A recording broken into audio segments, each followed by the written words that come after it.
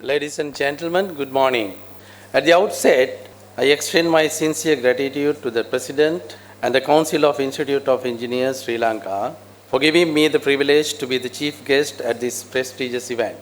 I'm extremely honored and thankful as the Commander of the Sri Lanka Air Force that IESL bestowed upon me this recognition and notability this morning. Thank you so much. This year's theme at Techno 2023, Engineering for Regaining the Economy, strikes a chord with the Sri Lanka defense sector too. We value such opportunities that converge as a compendium for tech experts, researchers, industry leaders, practitioners, and also most importantly, students of the field to share and learn from each other. And also gain first-hand experience of the past to techno-driven future. I'm also proud to announce that the defense sector is at the forefront of engineering, research and development and innovation. The Sri Lanka Army, Sri Lanka Navy and also Sri Lanka Air Force take pride in becoming a stakeholder in this expo for the fourth time and partnering to fuel the technical transformation of Sri Lanka. Our engagement in this edition is all the more special. That is because the Tri-Forces join in as members of the College of Military Engineers and Technology that was established in 2022. Let me also offer due recognition for an iconic personality who spearheaded the concept of College of Military Engineering in Sri Lanka. He is none other than Major General Renuka Rowell. Ladies and gentlemen, even though he is not present here in this forum today, I think that he deserves a good round of applause. The core of this military engineering body was to promote effective engineering resource sharing, collaborative development, and encourage engineering innovation in the defense sector. First, ladies and gentlemen, let me appraise you on a glimpse of what we, the military, has done so far and what we can offer you in terms of defense industry and innovation. We, the Sri Lanka Air Force, continue to exploit our core capabilities in engineering through a number of efforts. The unmanned aerial system project Lihinia and the hand-launched UAV and the latest venture, that is drone manufacturing, undoubtedly will change the way we counter threats in air, sea and land domains in future. Furthermore, the Sri Lanka Air Force has taken initiatives to offer total solutions to repair and also to undertake major overhauls of some aircraft in the Sri Lanka Air Force inventory. Sri Lanka Air Force owns very valuable repair and overhaul facilities, namely the Aeronautical Engineering Wing, the one that you mentioned, and also the Aircraft Overhaul Wing, Aeronautical Engineering Support Wing, Electronics and Telecommunication Wing, together with the Research and Development Division, have embarked on missions to cut down the outflow of foreign exchange. Earlier years, we used to send number of aircraft for major overhaul and repairs overseas, which we have been able to cut down, and we have been able to undertake such repairs and overhauls in our facilities without stopping the outflow of foreign exchange.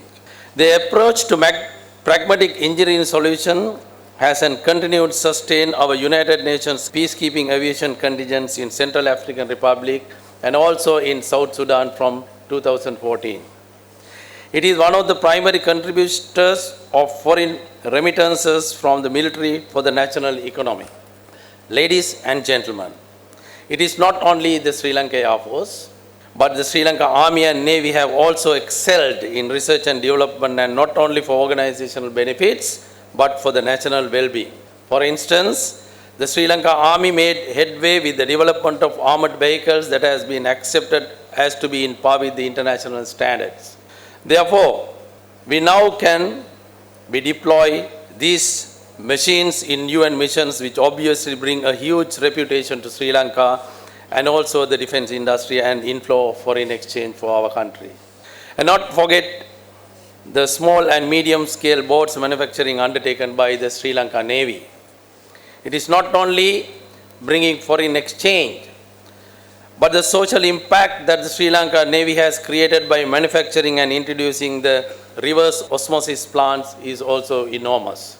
I also wish to reiterate the fact the Sri Lanka Institute of Engineers is the apex professional engineering body that has the honors of fulfilling the expectations of all other engineering forums in Sri Lanka.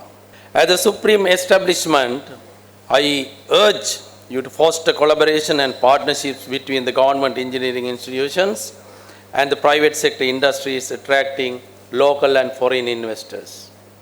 I also wish to note that this mandate of IESL is opportune for the collaborative measures already initiated by the Sri Lanka Air Force with the University of Moratuwa and also with Arthur C. Clarke Center on Research and Development. I also earnestly request the leadership of the Institute of Engineers Sri Lanka to join hands with the College of Military Engineers to draw up local regulatory standards to be on par with the international aviation standards for certification. You have the perfect potential and capacity to do that. That will create the potential for maintenance certifications for repair and overhaul of aircraft components and accessories that are carried out by the Sri Lanka Air Force within its own engineering establishments. Ladies and gentlemen, it is a known fact that war is a state not to expect and to celebrate for with utmost conviction. However, as history stands testament, it also has been the greatest impetus for engineering development and innovation. Moreover, such engineering marvels were mainly initiated by the military. With that sentiment, I am also extremely proud to represent military fraternity that push the boundaries in engineering and technology. Future potential of the military is expected to reach its peak with the induction of cutting-edge technologies. Ladies and gentlemen, let me reiterate that the Tri-Forces wholeheartedly committed and welcomes collaborative projects with civilian counterparts to harness the fullest potential in engineering innovation.